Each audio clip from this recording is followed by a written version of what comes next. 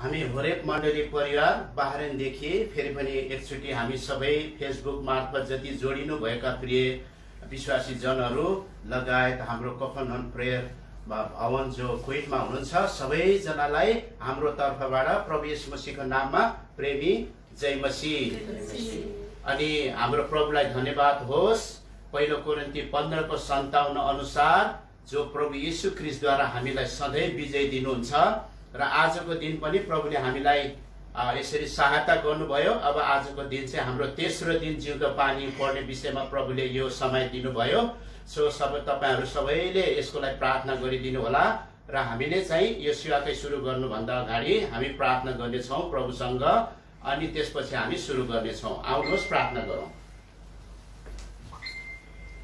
धन्यवाद छ हाम्रो अति नै महान जिउँदो सामर्थ्य विश्वास योग्य प्रभु, तपाईको बढाई गर्छौं, तपाईको स्तुति गर्छौं, प्रशंसा गर्छौं किनकि तपाईँ जीवित हुनुहुन्छ। प्रभु आजको यो सुन्दर समय फेरि तपाईले हामीलाई दिनुभयो। आज यो तेस्रो दिन पनि हामीलाई यो जिउँदो पानी 2014 पूर्णाङ्क प्रभुजी 54 जो वचन पढ्नको लागि जो अन्तिम यो आजको दिन तपाईले यो समय दिनुभयो, त्यही प्रभुलाई हामी धन्यवाद दिन्छौं। जति जनाले फेसबुक मार्फत हेरिराख्नु भएको छ प्रभु उहाँलाई पनि तपाईले आशिष दिनुस्। सबैले यो जिउँदो पानी जो तपाईको वचन जिउँदो पानी हो, यो तपाईको वचन जीवित हो, तपाईको वचन सामर्थ्य हो, तपाईको वचन नै सबै थोक हो, तपाई आफै हुनुहुन्छ। जतिले यो वचन सुनिकन प्रभुजी आज उद्धार मुक्ति पाउन सकुन्, आत्मिक उन्नतिमा पढ्न सकुन् र यो भाइ बहिनीले पनि जति यो पढ्नुमा जति भाग लिनु भएको छ प्रभु तपाईले आशिष दिनुस्। नेटहरू सबै कुरामा कुनै प्रकारको गडबडी नभएको होस्। तपाई प्रभु येशू मसीहको लौको छिटकाउमा हामीलाई सहायता गर्नुहोस्। सुरुदेखि अन्तसम्म यो सेवाकाईलाई तपाईको हातमा जिम्मा लाउँदै धन्यवाद बिन्ती प्रार्थना माग्छौं। हामीलाई अति प्रेम गर्नुहुने प्रभु येशू ख्रीष्टको चरणमा राख्छौं। स्वर्गमा हुनुहुने परमेश्वर पिता सुनिकरण गर्नुहोस्। आमेन।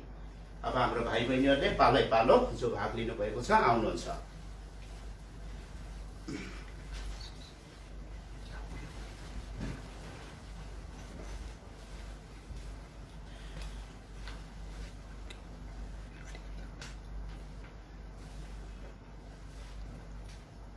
प्रभु येशू ख्रीष्टको नाउँमा सबै प्रियजनहरूलाई प्रेमी जय मसीह। आज यो तेस्रो दिन दिनुभएको छ, प्रभुलाई धन्यवाद होस्। म पढ्न गइरहेको छु सटाउटबाट शिक्षा। मानिसहरूद्वारा हुन सक्छ, स्कुल कलेजका अधिकारीहरूद्वारा झुटा दोषहरू थपिन्छ अनि सताइन्छ। धैर्य धर्नुहोस्, तपाईको बढोत्तरी वा तर्कीहरू रोकिएकोमा चिन्ता नगर्नुहोस्। तपाईले हराएको भन्दा बढ्ता परमेश्वरले तपाईलाई दिनुहुन्छ। कतिपय स्कुलका गुरुबाहरूले झुटा हाजिरीहरू पनि लेख्नुपर्छ। तिनीहरूले त्यसो गर्न अस्वीकार गरे उनीहरूलाई उल्टा सताइन्छ र आफ्नै सङ्गीहरू उनीहरूका विरोधी बन्छन्।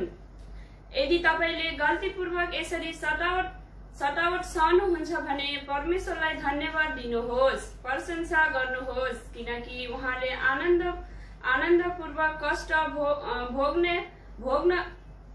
भोग्नहरूलाई निश्चय प्रतिफल दिनुहुनेछ। यदि तपाईको आफ्नो नोकरीमा तर्की हराउनु पर्ने तापनि अनि अत्यन्तै सतावटमा भएर जानु परे तापनि यसमा आनन्द मनाउनुहोस् अनि तपाईद्वारा अरूले आशिष पाएको विचार गर्नुहोस्। हामी सबै मित्रहरू, छिमेकीहरू औ आफन्तद्वारा आइपर्ने सतावटहरूलाई सहन गर्न इच्छुक बनी तयार हुनुपर्छ। यो अद्भुत कुरो छ। जब हामी संसारमा पाप र लज्जापूर्ण जीवन बिताउँथ्यौं त्यस बेला हाम्रा संसारिक मित्रहरूले हामीलाई प्रेम गर्थे, तर अब हामी प्रभुलाई पछ्याउन र पवित्र जीवन धन्यवाद दिनुहोस्। उहाँले हामीलाई सतावट सहन गरेकोमा इनाम दिनुहुनेछ। प्रेरित 1:50 अनि 52 हेर्नुहोस्। उदित साँचो नुन। धन्यवाद जय मसीह। अब आउँदै हुनुहुन्छ अर्को पाठ लिएर भाइ जोसेफ।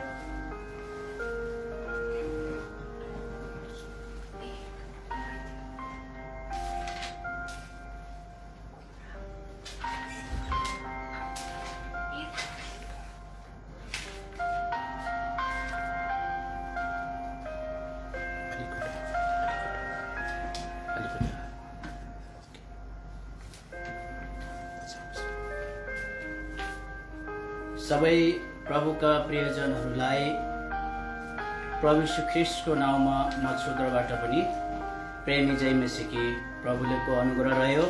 यो तेस्रो दिन पनि हामीलाई जिउँदो पानी वाचन गर्ने जो सौभाग्य दिनुभयो, प्रभुलाई धन्यवाद होस्।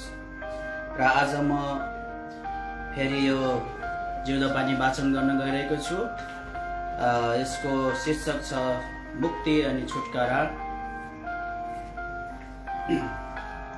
रोमी झ्यालखानाको भयावह कालो कोठरी चिसो भुइँमा एक कैदी झोक्रिएर बसिरहेको छ।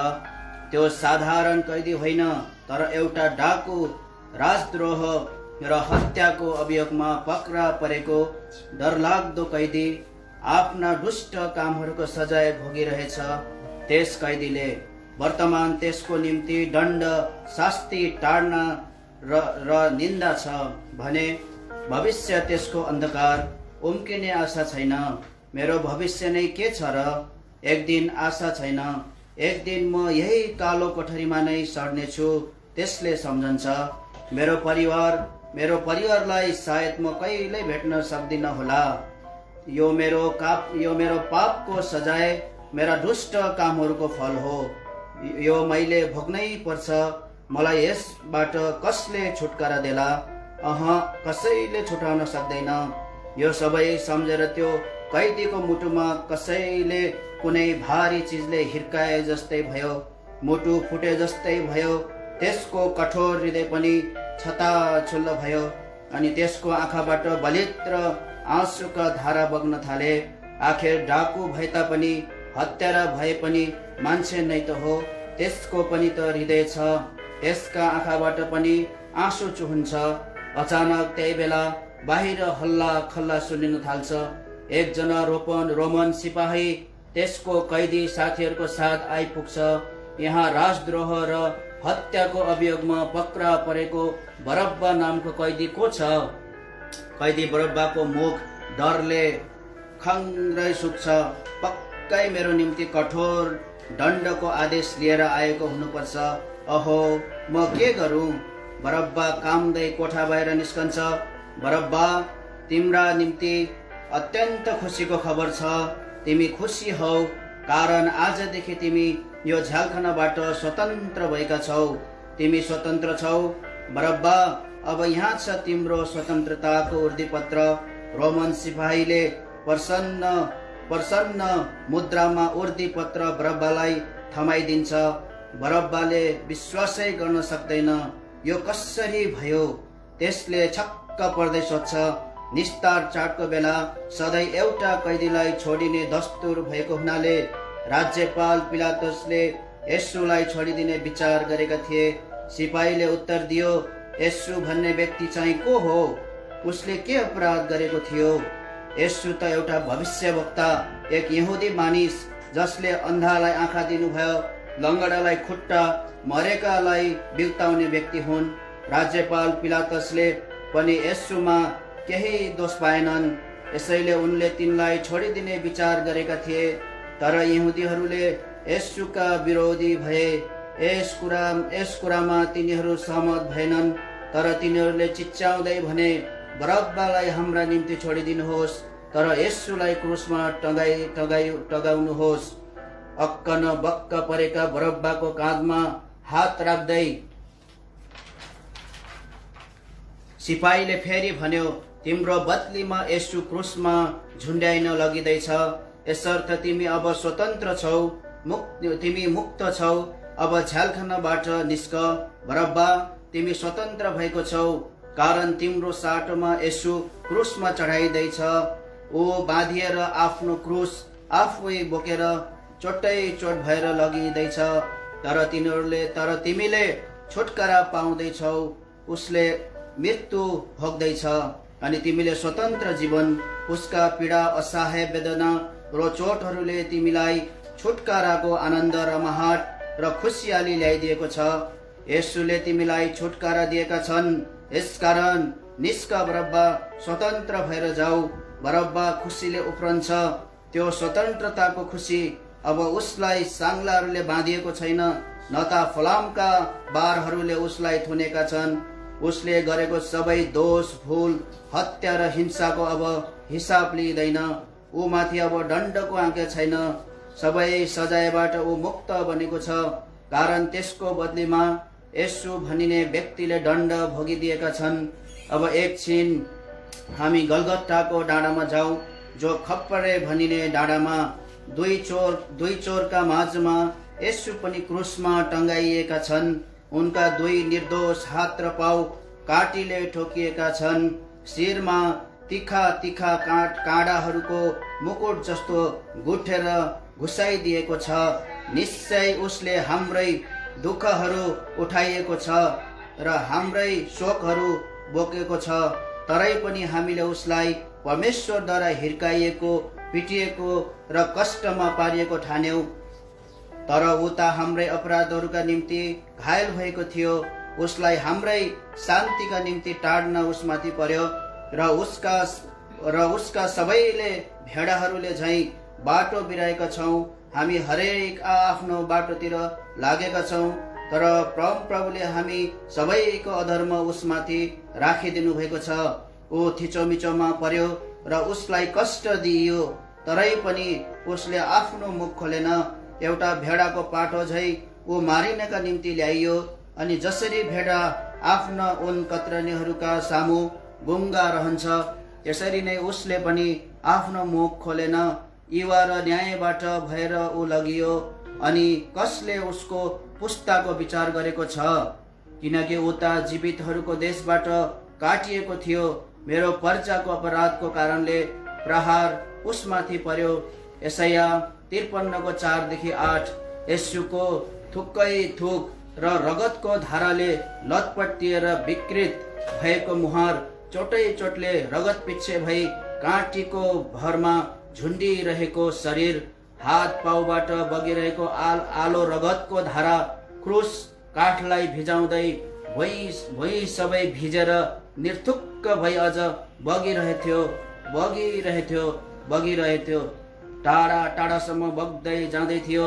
हामी बरब्बालाई शैतानको दासत्वदेखि महान छुटकारा, अनन्तको छुटकारा दिन सित्तैमा मुक्तिको प्रबन्ध गर्दै नयाँ करारको त्यो रगत बग्दै जाँदै थियो। बोका र बाछाहरूको रगतको होइन, तर आफ्नै निष्कलङ्क शरीरलाई चकनाचुर पारी बहाइएको त्यो रगत हरेक बरब्बालाई छुटकाराको घोषणा गर्दै आज पनि बगिरहेछ। विवाहपछि लाजरस सेन अनि अमृता सेन नवविवाहित दम्पति खडगपुरमा आए, अनि भाइजी जोर्डन खान र श्रीमती एस्टर खानको अधीनमा रही 10 वर्षसम्म खडगपुरमै सेवा गरे। रहँदा बस्दा पहिलो छोरा आशेरको जन्म भयो, तर त्यो सानोमै आशेरको मृत्यु भयो। त्यसपछि छोरी जेरुसा सलोमी जन्मी। पछिबाट दोस्रो छोरो हनोकको जन्म भयो। दाम्पत्य जीवनको सबै घटीगमी खाँचो गाह्रोमा प्रभुमै भरोसा पर्दै सेन दम्पति विश्वासको जीवनमा अघि बढ्दै गए। भाइजी भक्त सिंहको पहिलो लाजर सेनसित सम्बन्ध बढ्दै गयो, अनि भाइजीले पनि जोश र उत्साहले भरिएको त्यस जवानलाई प्रेम गर्न लागे, अनि तिनलाई हेब्रोन हैदराबादमा आउने निमन्त्रणा दिए। हेब्रोनमा आएपछि तुरन्तै तिनलाई भजन स्तुतिको गायन क्षेत्रमा काममा लाग्नु पर्यो। पवित्र महासभाका कति भजनहरूका शब्द कोर्ने अनि त्यसमा धुन भर्ने काम तिनले नै गर्थे। तिनले 500 भन्दा ज्यादा स्तुति भजनहरू रचे, जुन भजनहरू अरू भाषामा पनि अनुवाद भए। 1962 सालको कालिम्पोङको पवित्र सभामा भक्त सिंह भाइजीले सबै वयोवृद्ध प्रभुका सेवकहरूलाई बोलाइ पठाए। त्यसपछि सबैजनाले प्रार्थनामा समय बिताएपछि भाइजीले भन्नुभयो, मलाई प्रभुले लाजरस सेनलाई गुजरातको अहमदाबादमा पठाउनका निम्ति मनमा बोझ दिनुभएको छ। यो सुनि सबै खुसी भए। त्यसपछि 1963 मा लाजरस सेन आफ्नी पत्नी र सानी छोरीसित अहमदाबाद आए। त्यहाँ तिनले सलोमन क्रिस्चियनसँग मिलेर प्रभुको काममा लागि परे। तिनीहरूले परिश्रम गरे बापत बरोडा, नादियाद, दोहात, सुरत, आनन्द, गोदरा, राजकोट, भागनगर आदिमा मण्डलीहरू स्थापित भए। 1948 देखि नै लाजरस सेन कालिम्पोङ र दार्जिलिङका पहाडी भेगमा आत्मिक जागृतिको भेल उर्लिरहेको थियो। धेरै नयाँ आत्माहरू कति हिन्दू पृष्ठभूमिबाट त कति नामधारी मसीह घरानाबाट ख्रिस्टमा नयाँ जन्मको साँचो अनुभव गरी आइरहेका थिए। त्यही भेलमा परेका दुई बहिनी सुमित्रा घिमिरे र अमृता घिमिरेले पनि सत्य परमेश्वरको परिचय पाए अनि सत्यताको निम्ति खडा भए। घर परिवार र समाजबाट विरोध भयो, अफालिन पर्यो, तर पनि दुई बहिनी पछि हटेनन्। नयाँ विश्वासीहरूको साथ संगति राख्दै प्रभुमा बढ्न थाले। नयाँ जन्म पाएको विश्वासी समूहले एउटा किरायको घरमा संगति राख्न थाले, जुन घरको नाम एल्सदाई राखियो। जोर्डन भाइजी, भक्तसिंह भाइजी साथै कालिम्पोङका अध्यक्षहरूको हृदयमा जवान लाजरस सेनको विवाहबारे परमेश्वरले बोझ दिनुभयो। धेरै प्रार्थनाको प्रत्युत्तरमा अमृता घिमिरेको नाम नै सबैलाई सफा भयो। यस प्रकारले जवान लाजरस सेनको विवाह अमृता घिमिरेसित 26 जुन 1958 मा एल्सदाईमा सम्पन्न भयो। यसैले लाजरस सेनलाई एल्सदाईको ज्वाइँ पनि भनिन्छ। यो विवाहको द्वारा नै सेनलाई एल्सदाईको ज्वाइँ पनि भनिन्छ। यो विवाहको द्वारा नै पश्चिम बंगालका पहाडी भेगतिर तिनलाई नेपाली विश्वासीहरूका बीचमा परमेश्वरले काममा लगाउनु भयो। अब भक्तसिंह भाइजी वृद्ध हुँदै गएकोले उहाँको हृदयमा भारतभरि अनि बाहिरी देशमा रहेका मण्डलीहरूलाई देखरेख गर्न धेरै अगुवाहरू र गोठालाहरूको खाँचो परेको उहाँले अनुभव गर्नुभयो। यस कामको निम्ति उहाँले 6 जना प्रभुका सेवकहरूलाई हेब्रोन हैदराबादमा बोलाइ पठाउनु भयो। यस विषयलाई लिएर उहाँहरू 24 देखि लिएर 30 जनवरीसम्म प्रार्थनामा रहनुभयो। यो 1983 सालको कुरो थियो। प्रार्थना सभाको दिन उहाँहरूको नाम घोषणा पनि भयो। यसको 1 महिनापछि 1983 को फेब्रुअरी 24 को दिन उपवास र प्रार्थना पछि लाजरस सेन भाइजी लगायत 5 जना अरू सेवकहरू विश्वका विभिन्न देशमा भक्तसिंह भाइजीको द्वारा खडा गर्नुभएका प्रभुको मण्डलीहरूमा अझै बृहत रूपमा सेवा र रेखदेख गर्नका निम्ति अभिषेक गरी चुनिएका भाइहरू भनी अलग पार्नुभयो। अब यो ठूलो सेवाको जिम्मेवारी पूरा गर्दै भाइजी लाजरस सेनले Nepal, America, France, Holland, Germany, Switzerland, Korea, Qatar Australia, Hong Kong आदि देशहरूको यात्रा गरे। यसरी सेवा गर्दै जाँदा कतिजनाबाट तिनले दुर्व्यवहार पनि सहनु पर्यो। कति विरोध, झुटा दोषहरू, भ्रमित धारणाहरूको सामना पनि गर्नु पर्यो। तर तिनी कहिल्यै हताश भएनन्। तिनले भन्थे, यी सबै त प्रभुका छोराछोरीहरूको भाग नै हो। यस्ता कुराहरू त आउँछन् नै, यसलाई आनन्दपूर्वक सामना गर्नुपर्छ। 6 तारिक मार्च 2013 को दिन परमेश्वरले आफ्नो अनन्तको घरमा लाजरस सेन भाइजीलाई बोलाउनु भयो। ती मरेकाहरू धन्य हुन् जो अबदेखि उसो प्रभुमा मर्छन्। आत्मा भन्नुहुन्छ तिनीहरूले आफ्ना परिश्रमबाट विश्राम पाउन अनि तिनीहरूका कामहरू तिनीहरूका पछि लाग्छन्। प्रकाशित वाक्य 14 को 13। यसको लेखक हुनुहुन्छ सुभद्रा श्रेष्ठ, ब्रेकका गान्तोकबाट। प्रभुले सहायता गर्नुभयो। र अब फेरि आउँदै हुनुहुन्छ सिस्टर बिला हजुरको माझमा।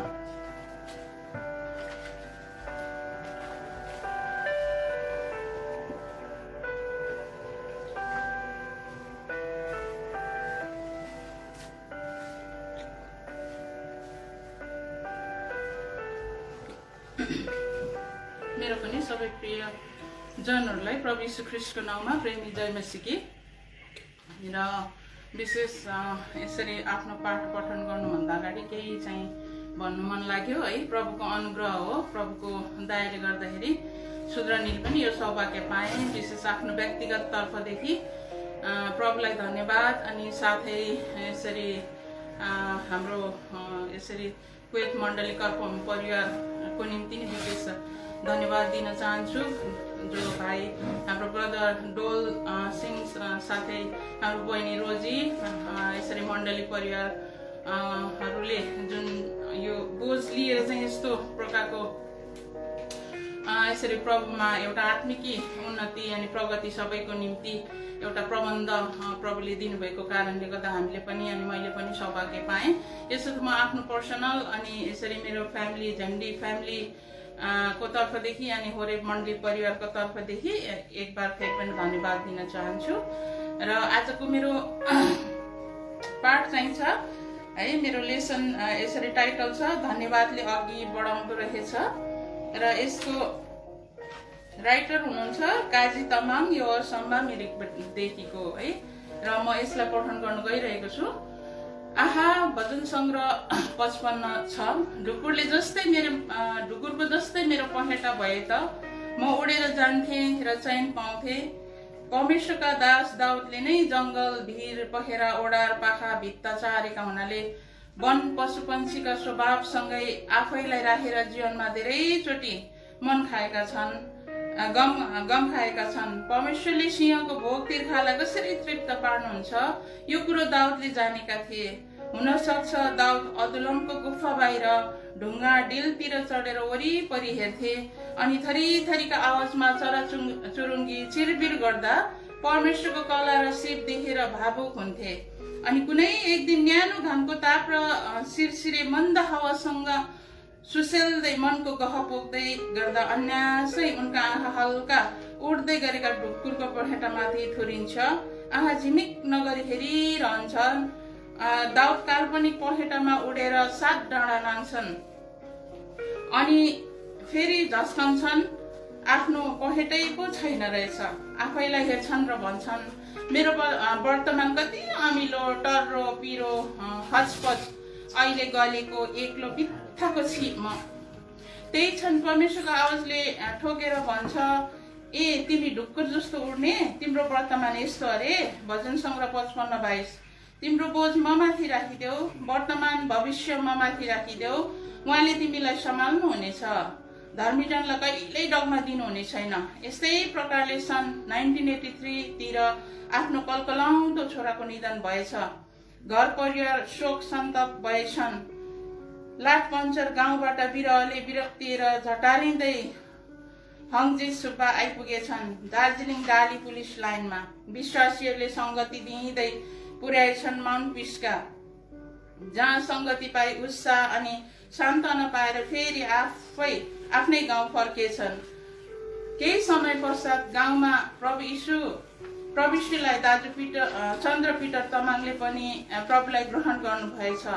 प्रभुलाई ग्रहण गरेकै हुनाले गाउँबाटै निकालावास गराइँदा गाउँदेखि तल एकान्त याप्सामा परिवारसहित आश्रय लिनु परेछ, जुन ठाउँमा चाहिँ गाउँमा बिग्रेका अछुतहरूलाई राखिन्थेछ। त्यतिखेर सायद चन्द्र दाईले धेरैचोटि दाउदले चाहिँ अदुलमको गुफाको अनुभव गरे होलान्। यसरी नै लाठपन्चरमा परमेश्वरका काम सुरु भएछ र यही काम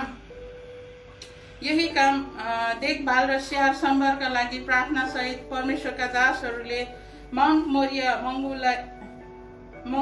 मङ्फुलाई दायित्व सुम्पिदिएछ। आज भोलि भन्दै मण्डली वृद्धि हुँदै बढिरहेछ। अब त 25 वसन्त पार गरिसकेछ एलिम मण्डलीले। 25 वर्षभित्र एउटा बहिनी मण्डली साथै परमेश्वरको सुन्दर भवन निर्माण हुनुमा परमेश्वरले आफ्ना सबल धार्मिकताको हातले भरथेक गरिरहनु भएको प्रत्यक्ष छ। हामी पनि 18 जना विश्वासीहरू मिरिकबाट एलिम लाठपन्चर पुग्यौं। टिस्टाको तिरैतिर 31 राजमार्ग हुँदै ठुला कम्पनीद्वारा जटित हाइडल प्रोजेक्टको रमिता हेर्दै काली जोडाबाट उकालो चढ्यौं। बाफ्रे बा के डर लाग्दो पहिरो त भन्दै पुग्यौं एलिम पुगेर म पनि अवाक भएँ। चोट ठुक तिरस्कार अवहेलन सहेको परिणाम यस्तो हुँदो रहेछ। मैले पनि आँखाले देखेँ, यस्तो ठाउँमा यस्तो भवन त्यति सजिलै के बन्यो होला त। धन बल बुद्धि कति खर्चिएका छन्, त्यसको मूल्याङ्कन हामी मान्छेले कति पो गर्न सक्छौँ। र जे होस् 25 वर्षसम्म परमेश्वरले गर्नुभएको उपकारप्रति कृतज्ञता र नयाँ भवनको समर्पण सेवा आयोजना भएको हुनाले 2 देखि 5 नोभेम्बरसम्म धन्यवादी सेवा सम्पन्न भयो। यो सेवा अवधिमा प्राय 50 मण्डलीबाट प्रभुका सन्तगण उपस्थित थिए। 2 तारिक बेलुकी नयाँ भवन अर्पण र 25 वर्षसम्म परमेश्वरले गर्नुभएको उपकारप्रति एलिमका सन्तगण र अरू मण्डलीका प्रभुका जनहरूले धन्यवाद चढाए।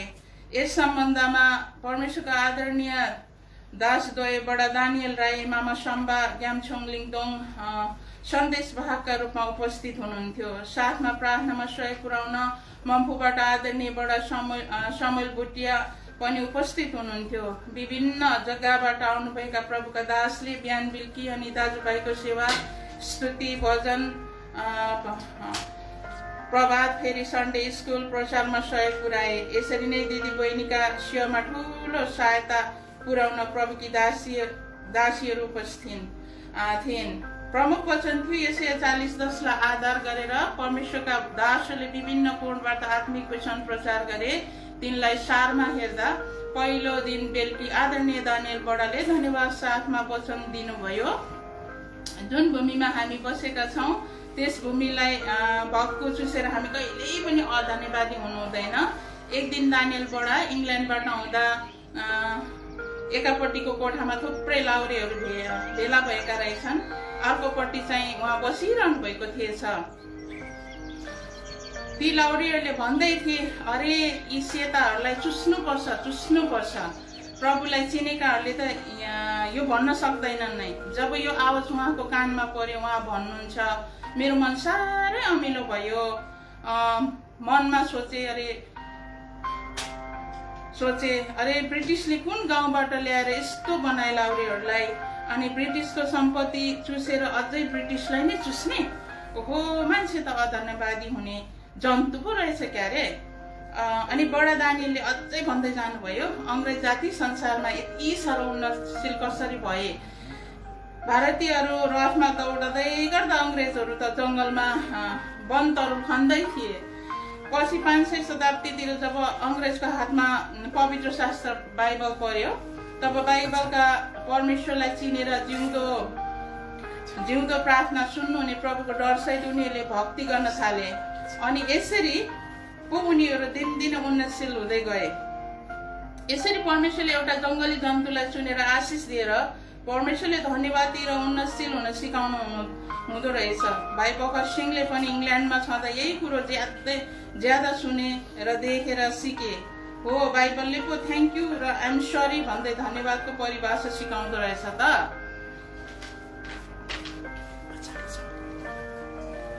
परमेश्वरलाई नचिन्ने मानिसका लागि धन्यवादी हुनु भनेको कुन चराको नाम हो? यस्तो सभ्य संस्कारको वास्तविकता हामीलाई थाहा हुनुपर्छ। अब दोस्रो प्रसङ्गमा जाउँ, यो हो समर्पण। हिजकिया राजाका समयमा असुरका राजा सन्हेरीबले हमला गर्दा परमेश्वरको घरमा गएर हिजकिया राजाले पश्चाताप गरे। सन्हेरीबले धम्कीले भरेको चिठी पढेर परमेश्वरलाई सुनाए। परमेश्वरले यरुशलेमलाई जोगाउनु भयो। परमेश्वरको घर, राजा, सबै प्रजा भक्तजनको रक्षा गरे। शत्रुलाई छुन दिनु भएन। उल्टै 1,85,000 असुरियन सखाप भए। दोस्रो राजा 19:35। योसिया, योआज, योहोयाकिन र सिदकिया राजादेखि सबै प्रजा, पुजारीहरूदेखि सबै भक्तजनहरू अपराधी भए। परमेश्वरका दूत घरि गएर चेतावनी दिँदा पनि तिनीहरूका दुष्टता, व्यभिचार, मूर्ति पूजाले परमेश्वरको घर अशुद्ध, अपवित्र पारे।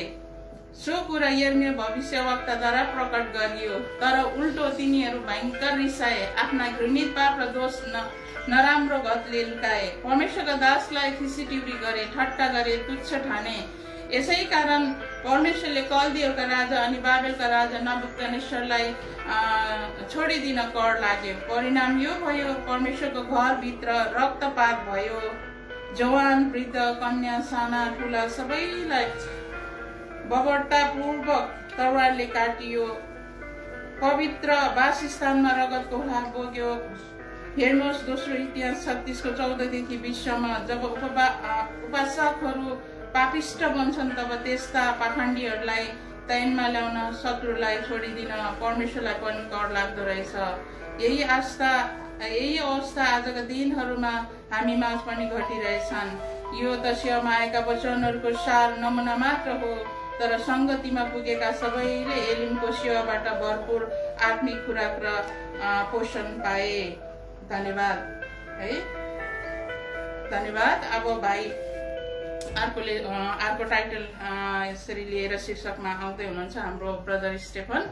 र यहाँसम्म अनुग्रह गरेर प्रभुले मलाई मौका दिनुभएको लागि फेरि आभारी प्रकट गर्छु। कति पढ्दा हुँदै यसरी जिब्रो बाक्लो भएको कारण लटपटियौँ होला है, त्यसमा क्षमा प्रार्थी छु। हजुरहरूले पनि क्षमा गरिदिनु होला, प्रभुले पनि क्षमा गरेका हुन्। कति अशुद्ध हुन गयो पढाइमा है। र विशेष अब यसरी प्रभुको अनुग्रहमा यो हामीलाई कति टाइम नमिल्दा पनि होइन, नमिल्नेहरूको लागि एउटा एकदमै राम्रो चाहिँ नि यो अवसर भइरहेको छ। एकदमै सुविस्ता भनौँ या सजिलो भइरहेको छ। जति पनि जिउँदो पार्ने पठन कार्यक्रमले गर्दाखेरि होइन, यो प्रोग्रामले गर्दाखेरि हामी जहीँकै जुनसुकै अवस्थामा किन नहौँ होइन, बस्दा उठ्दा सुत्दा हिँड्दा होइन, कति यसरी काम गर्दै गर्दा ड्युटी जाँदै गर्दा पनि यसरी हामीले आफैले जिउँदो पानी लिएर पढ्नुपर्ने जरुरी चाहिँ अहिले यो कार्यक्रमले गर्दाखेरि सहज बनाइदिएको छ। जरुरी परेन कि हामी है सबै यो प्रोग्रामहरूलाई चाहिँ यसरी इजिली प्रकारले हामीले चाहिँ सुन्न सकिरहेका छौँ। तसर्थ जिउँदो पानी परिवारलाई एक बार फेरि पनि धन्यवाद अनि परमेश्वरलाई सबैलाई जय मसीह।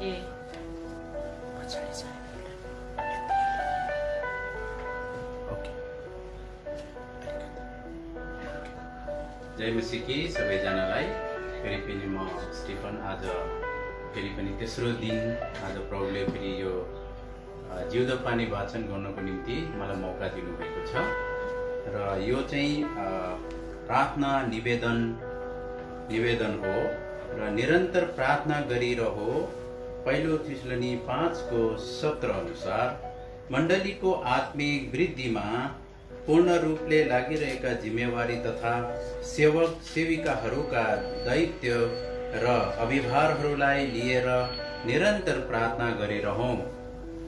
पूर्व घोषित तथा मण्डलीद्वारा सूचित गरिएको अनुसार रोगी बिमारी सबैका निम्ति प्रार्थनामा याद गरौँ।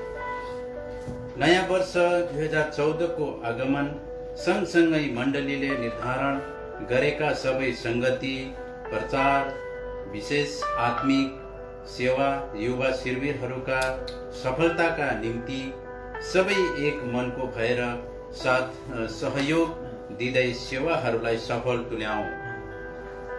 पहाडी क्षेत्र, सम्पूर्ण भारत, नेपाल तथा भुटानमा रहेका सेवा संगतिहरूमा समय र सहयोगलाई मिलाएर सबै संगतिमा लागि परौँ। साथै मण्डलीद्वारा निवेदनमा प्रभुका दासहरूले निरन्तर गरिरहेका सेवा संगति अनि आत्मा बचाउको विषयमा सबै मिलेर प्रार्थना गरौँ। विशेष उपचार अनि रोगी बिमारीहरू साथै वृद्धहरूका निम्ति प्रार्थनामा याद गरौँ। घर परिवार मण्डलीबाट रोजगार, विशेष काम अनि अध्ययनमा निम्ति टाढो रहेका विश्वासी अनि युवा विद्यार्थीहरूको निम्ति निरन्तर प्रार्थना गरिरहौँ। विशेष निरन्तर रूपले तेस्रो देशवासी भएर विश्वभरि छरिँदै कार्यरत रहेका नेपाली, भुटानी शरणार्थी, विश्वासी दाजुभाइ, दिदीबहिनी, बालबच्चाहरूका आत्मिक, शारीरिक, मण्डलिक सुरक्षाका निम्ति निरन्तर प्रार्थना गरिरहने निवेदन छ। धन्यवाद। हाम्रो सिस्टर आउँदै हुनुहुन्छ, सिस्टर रूपा।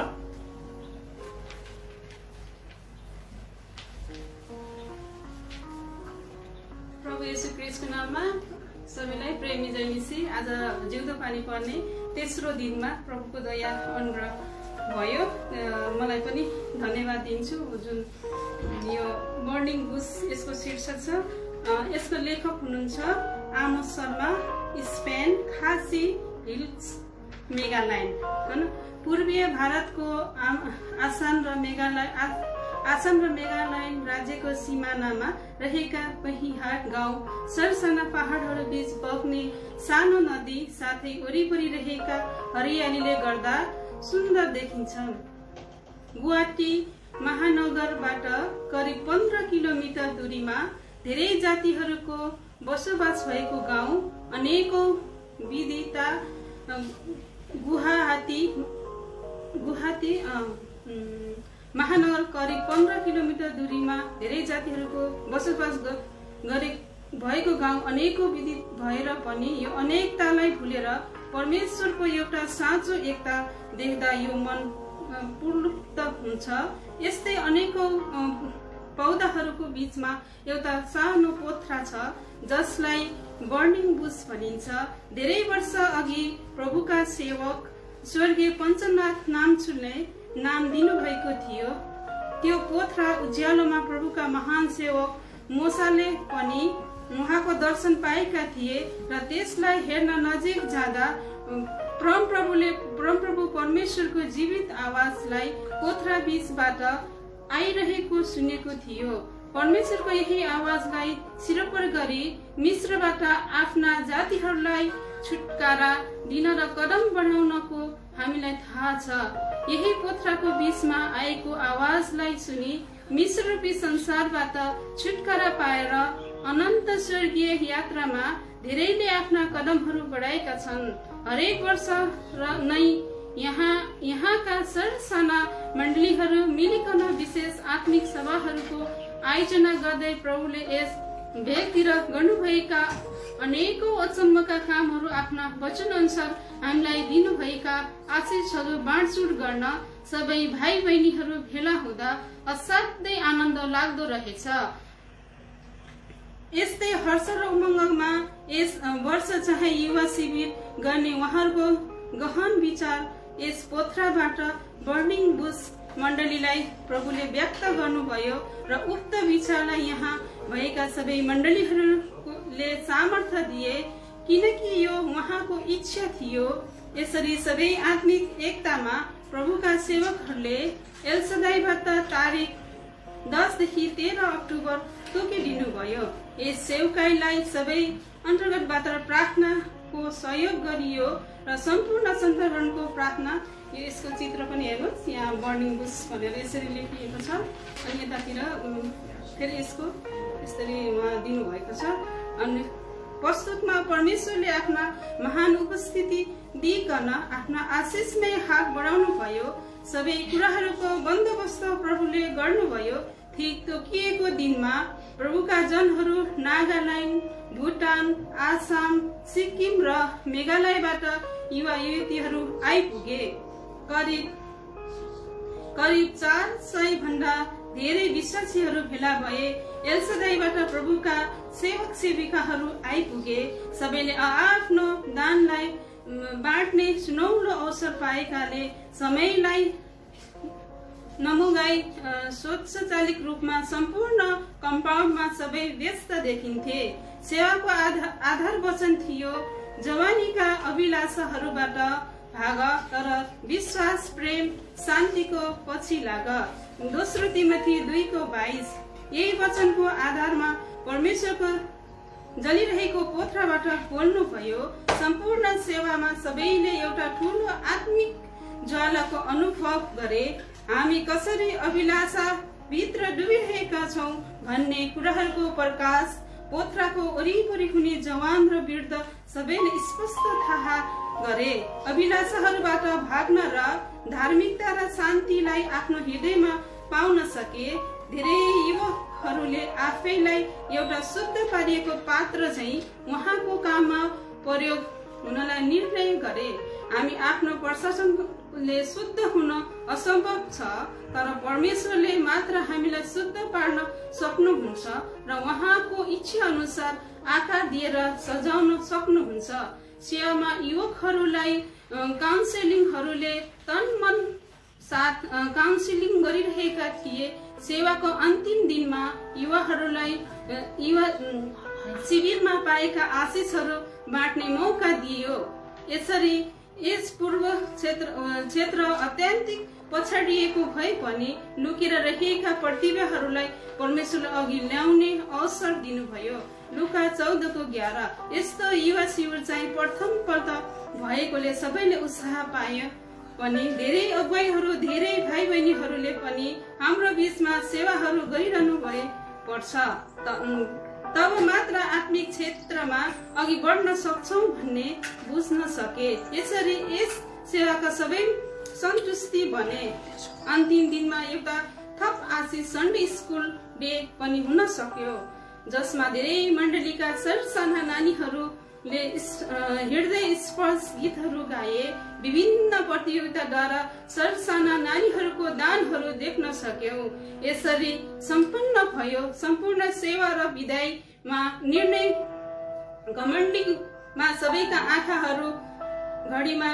आँखाहरू बिछोडमा आँसुहरूले एका प्रतिको प्रेमलाई देखाइरहेको थियो।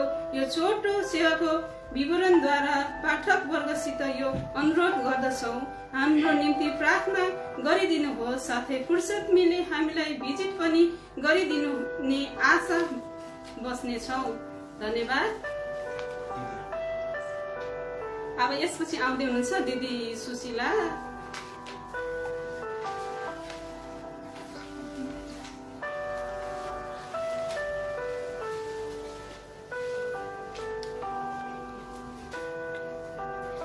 जय मसीह। म सुशीला सारा। आज चाहिँ महिमाको प्रतीक बादल भन्ने शीर्षक वाचन गर्न गइरहेको छु। अनि यसको लेखक चाहिँ मनिता हुनुहुन्छ, उहाँ चाहिँ गान्तोकबाट। हुन त बादललाई परमेश्वरले केले बनाउनु भयो भन्न सकिँदैन, तरै पनि मान्छेको विचार अनुसार पानीको बाफले बादल बनेको हुनुपर्छ। बादलको वर्णन अयुबको किताबमा प्रशस्त मात्रामा पाउँछौं। प्रस्थानको किताबमा पनि बादलको खाँबो भन्ने शब्द लेखिएको पाइन्छ। यहाँ परमेश्वरले बादललाई खाँबोको रूपमा प्रयोग गर्नुभएको छ र उहाँको सामर्थ्य बादलहरूमा छ। भजन संग्रह 68:34। हाम्रा परमेश्वर साँच्चै अत्यन्त ज्ञानी हुनुहुन्छ। उहाँले सृष्टि गर्नुभएको हरेक थोक वा वस्तुको विशेष महत्त्व छ। तीमध्ये बादल एक अचम्मको सृष्टि हो। जब पनि म बादल हेर्छु म अवाक हुन्छु। मनले यो भन्छु, के हो, कसरी भएको, कहाँबाट आएको र कता गएको, अनि फेरि हर्षित हुन्छु। यी सबै कुरा नजाने पनि यसलाई बनाउने परमेश्वरलाई म चिन्दछु। अनि फेरि म आफै मक्ख पर्छु र उहाँको प्रशंसा गर्छु। बादलको विषयमा मैले धेरै मनदेखि विचार गरिरहेको थिएँ। मैले यसको 4वटा रूप देख्न सके। 1 नम्बर, पातलो बादल। यो एक प्रकारको बादल प्राय जसो वर्षापछि देखा पर्छ। तल खोलाको चेपदेखि माथि उडिरहेको यो बादल सुन्दर देखिन्छ। यो एकैचोटि माथि आकाशमा रास लागेर केही आकार बनिँदैन, तर यो चाहिँ एकदमै पातलो तलदेखि बिस्तारै उडिरहेको देखिन्छ। यसको उडान रमाइलो हुन्छ। बेसी जस्तो यो एउटै क्रममा अनि आफ्नै गतिमा उडिरहेको हुन्छ। यसको मुख्य काम केही नभए जस्तो लागेन। न त यसले वर्षा वर्षाउँछ न सूर्यको तापलाई नै छेक्छ, तर यसको आफ्नै विशेषता हुन्छ। नम्बर 2, हुस्से। यो पनि एक प्रकारको बादलै हो। यसलाई त्यति थाहा गर्न सकिँदैन, कारण यसलाई न त आकाशमा नै देखिन्छ न त पहाडहरूमै। तर यो चाल नपाइकनै राम्रो हाम्रो सामु हाम्रो घरभित्र प्रवेश गर्छ। यसले नोक्सानी ल्याउँछ। घरभित्र भएका लुगाफाटामा ढुसी लगाउँछ। झन् सेतो वस्त्रमा कालो चित्ते लाग्छ, जो पछिबाट धुँदा पनि जाँदैन। अरू खाद्य पदार्थलाई पनि बिगारिदिन्छ। यो बादलभित्र भएको कम्ती पानीको कारणले हो। नम्बर 3, बाक्लो वा कालो बादल। कालो बादल भन्ने बित्तिकै हामी सबैले वर्षाको अन्दाज लगाउन सक्छौँ। राजा 1845 मा बादलहरू हावा बतासले गर्दा आकाश कालो भयो र घनघोर पानी पर्यो। यहाँ हामी बादलको अर्को काम देख्छौँ। यो हेर्दा कालो मनै नपर्ने हुन्छ, यहाँसम्म कि पृथ्वीलाई नै अँध्यारो पारिदिन्छ। तर यो कति आज्ञाकारी रहेको हामी देख्छौँ। यति भारी वर्षा बोकेर यो हिँड्छ। साह्रै परिश्रममा जबसम्म परमेश्वरले भन्नुहुन्न तबसम्म यसले पानी भोकिरहन्छ अनि जहाँ भन्नुहुन्छ त्यही झारिदिन्छ र त्यस ठाउँमा जीवित प्राणी जगतले स्वस्थ पाउँछन्। यसको बोझ धेरै भए तापनि यसलाई भनिएको भन्दा बेसी वा कम्ती वर्षा वा पानी झार्दैन। अयुब 26:8 उहाँले पानी आफ्नो बाक्ला बादलहरूभित्र बाँध्नुहुन्छ अनि त्यसको भारले बादल च्यातिँदैन। त्यति मात्र कहाँ हो र गर्जन अनि बिजुली चम्कनु पनि सबै कालो बाक्लो बादलबाटै हुन्छ। नम्बर 4, सेतो बादल। यो प्राय जसो हामी शरद र हेमन्त ऋतुमा पाउन सक्छौँ। सेतो बादल साह्रै स्वच्छ र मनमोहक हुन्छ। शान्त देखिने यो बादलले कसैलाई पनि हानि नपुर्याएको देख्छौँ। बरु यसले सूर्यको प्रचण्ड तापबाट हामीलाई जोगाइरहेको हुन्छ। यसको साथै प्रकृतिको सौन्दर्यलाई पनि यसले बढाइदिन्छ। यसले विभिन्न प्रकारले त्यो नीलो आकाशलाई बुट्टेदार बनाइदिन्छ अनि मान्छे जातिको मुखबाट अनायासै वाह भन्ने शब्द निस्किन्छ। मनलाई साँच्चै हर्षित तुल्याउँछ। औ एक दिन यस्तै सेतो बादलमा सवारी भई हाम्रा सृष्टिकर्ता हाम्रा स्वामी हामीलाई लिन आउनुहुनेछ। यो बादलको रूप साथै यसको कामबाट जवानहरूले एउटा ठुलो पाठ सिक्नु पर्ने रहेछ। जवानहरू पनि मण्डलीमा यही पातलो बादल झैं भएर तल फेददेखि एउटै गतिमा उडिरहनु अर्थात् दौडिरहनु पर्ने रहेछ। यो एकैचोटि माथि आकाशमा पुग्न सक्दैन। त्यसरी नै आत्मिक जीवनको सुरुवातमा पनि एकैचोटि माथि पुग्न सकिँदैन। सक्यो भने पनि यो राम्रो होइन, किनकि यसको जरा ठिक हुँदैन। तर बिस्तारै कुनै काम नभए जस्तो देखा परे तापनि आफ्नै गतिमा अनि एउटै क्रममा छोडिरहनु पर्छ। जवानहरूले मण्डलीमा ठुलो काम गर्न नसके पनि मेरो केही जरुरत छैन भने सम्झनु हुँदैन। निरन्तर संगतिमा लागिरहनु पर्छ, एकतामा बसिरहनु पर्छ। तर यदि जवानहरू त्यो हुस्से झैं भए भने चाहिँ मण्डलीमा नोक्सानी आउँछ। जसरी त्यो हुस्सेमा पानीको मात्रा कम हुन्छ, त्यसरी नै यदि जवानहरूमा प्रार्थना अनि वचनको जीवनमा पनि त्यो कालो दाग लगाइदिन्छ। यहाँसम्म कि धेरै अघि बढिसकेको विश्वासीको जीवनमा पनि चालै नपाई पछि सबै बर्बाद बनाउँदछ। त्यसर्थ हामी आफैलाई जान्छौँ, हामी कस्ता छौँ, हाम्रो आत्मिक जीवन कस्तो छ। एक क्षण मुटुमा हात राखेर सोचौँ।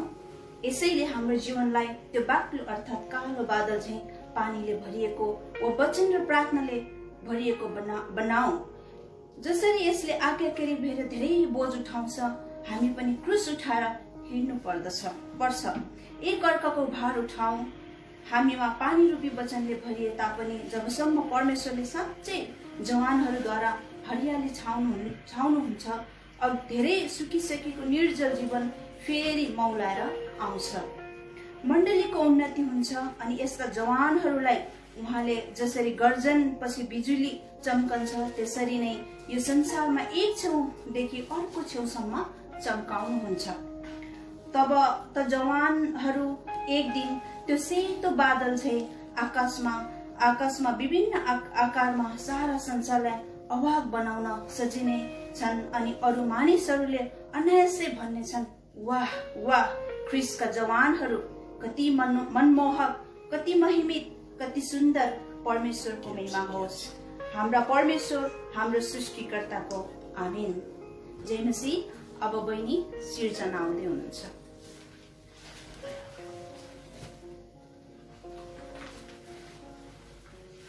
फेरि पनि सबैजनालाई जय मसीह। म पनि पढ्न गइरहेको छु यो क्लासको बाइबल प्रश्न उत्तर प्रतियोगिता।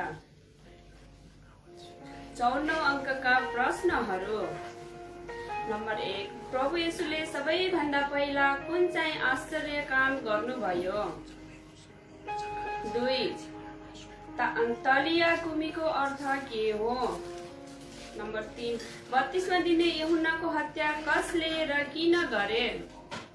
नम्बर 4, सुरोफोनिस्की जातिकी एउटी ग्रीक स्त्री प्रभु येशू कहाँ किन आई? नम्बर 5, प्रभु येशूले कति हजारलाई कति रोटी र माछा खुवाउनु भयो र कति डाला उब्रेका टुक्राहरू उठाए? नम्बर 6, बेथेस्दामा प्रभु येशूले के काम गर्नुभयो? नम्बर 7, कसले कसलाई भनेको हो तिमी मेरा प्रिय पुत्र हौ जससँग म अत्यन्तै प्रसन्न छु? नम्बर 8, खाली ठाउँमा भर्नुहोस्। र हाम्रो जो कफन प्रार्थना भवन क्विट परिवारको लागि, जिउँदो पानी मण्डली परिवारको लागि जो हामीलाई यो सौभाग्यता दिनुभयो र हामीले यसरी जानी नजानी प्रभुको सेवा गर्ने यो सौभाग्य हामीले मौका पायौँ र जतिजनाले हेरिराख्नु भएको छ उहाँलाई पनि प्रभुले आशिष दिउन्। आज एउटा वचन हामीले हेर्छौँ भजन सङ्ग्रह 68 को 11 पद अनुसार हाम्रो आदरणीय दाजु सम्माले चाहिँ अस्ति यो वचन पढ्नु भएको थियो र यो वचन चाहिँ हो, परम प्रभुले वचन दिनुभयो त्यो सुनाउनेहरूको एउटा भिड, ठुलो भिड नै थियो। त आजको दिनमा प्रत्येक विश्वव्यापी मण्डली यो भाग लिइकन प्रभुको वचनहरू जिउँदो पानी जति पनि पढिरहनु भएको छ सबै प्रिय दाजुभाइ दिदी बहिनीहरूले, त यो एउटा भिड, एउटा यो प्रभुको वचन चाहिँ सारा संसारमा प्रचार भएको छ। त्यसै कारण कतिजनासँग जिउँदो पानी नभए तापनि उहाँहरूले आफ्नो ड्युटीमा बसी बाटोमा हिँडी फेसबुक मार्फत यो वचन सुन्ने मौका प्रभुले ठुलो अनुग्रह दिनुभएको छ। त्यसै कारण हाम्रो प्रभुलाई धेरै धेरै धन्यवाद होस्। यो वचन अनुसार धेरैको आत्मिक उन्नति होस्, पश्चातापी भएर आउन सकुन् कति ब्याकस्लाइड भएका आत्माहरू र कतिले प्रभुलाई नपाएकाहरूले पनि यो वचन सुनेर उनीहरूको जीवन परिवर्तन होस् र सबै कुरामा प्रभुकै महिमा होस्। भजन सङ्ग्रह यशायाको 55:11 पद अनुसार, व्यवस्थाको पुस्तक 32:2 पद अनुसार प्रभुले यो वचनमा धेरै आशिषको कारण बन्न सकेका हुन्। र फेरि पनि हामी सबै होरेब मण्डली परिवारबाट, बहरेनबाट सबै विश्वभरि प्रिय दाजुभाइ दिदी बहिनी सबैलाई हामी जय मसीह भन्छौँ र आज हामी यो वचन रक्षाको लागि हामी प्रार्थना गर्नेछौँ, त्यसपछि हामी समाप्त गर्नेछौँ। आउनुहोस् प्रार्थना गरौँ।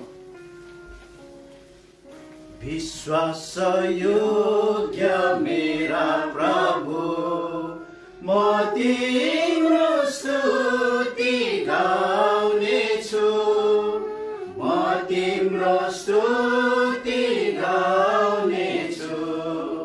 विश्वास योग्य मेरा प्रभु। जिउँदो विश्वास योग्य सामर्थी परमेश्वर पिता, हाम्रो प्यारो प्रभु येशू राजा, तपाईँ हिजो आज सदा सर्वदा एक समान हुनुहुन्छ। धन्यवाद दिन्छौँ तपाईँको प्रेम, तपाईँको दया, तपाईँको करुणा, तपाईँको अनुग्रहको निम्ति, तपाईँको प्रशस्त अनुग्रहको निम्ति। आजको दिनसम्म हामी होरेब मण्डली परिवार यो ठाउँमा तपाईँले हामीलाई यसरी सम्हाली राख्नु भएको लागि धन्यवाद दिन्छ प्रभु। आज विशेष तपाईँको जिउँदो पानी जो पढ्ने जो हामीलाई यो मौका तपाईँले दिनुभयो र प्रभुजी यसरी आज तेस्रो दिन जो हामीले यो समाप्त गरिसकेका छौँ, तपाईँ प्रभुको अनुग्रह भयो। कति कुरामा भुल त्रुटि भए तापनि हामीलाई क्षमा दिनुहोस्। अब यो जिउँदो पानी जति भाइ बहिनीले मेहनत परिश्रम गरिकन पढ्नु भएको छ प्रभु, तपाईँले आशिष दिनुहोस्। र आज जतिले यो सुनेर पनि सबैजना प्रियजनहरू, प्रभुका जनहरू यो वचन सुनेर, यो जिउँदो पानीको वचन सुनेर आत्मिकतामा तृप्त हुन सकेका हुन्। प्रभुजी हामी धन्यवाद दिन्छौँ सबै कुराको निम्ति। अब जति पनि तपाईँको अनुग्रह चाहँदै अब यसरी प्रभुले यो हामीलाई अहिलेसम्म जति सहायता गर्नुभयो धन्यवाद दिँदै सबै कुराको लागि तपाईँको अनुग्रह चाहँदै धन्यवाद बिन्ती प्रार्थनालाई माग्छौँ। हामीलाई अति प्रेम गर्नुहुने, हामीलाई जीवन दिनुहुने, हामीलाई सम्हाल्नुहुने, हामीलाई रक्षा गर्नुहुने हाम्रो असल गोठा प्रभुको चरणमा राख्छौँ। स्वर्गमा हुनुहुने परमेश्वर पिता सुनि ग्रहण गर्नुहोस्। आमेन। सबैजनालाई हामी सबैको तर्फबाट चाहिँ प्रेमी जय मसीह।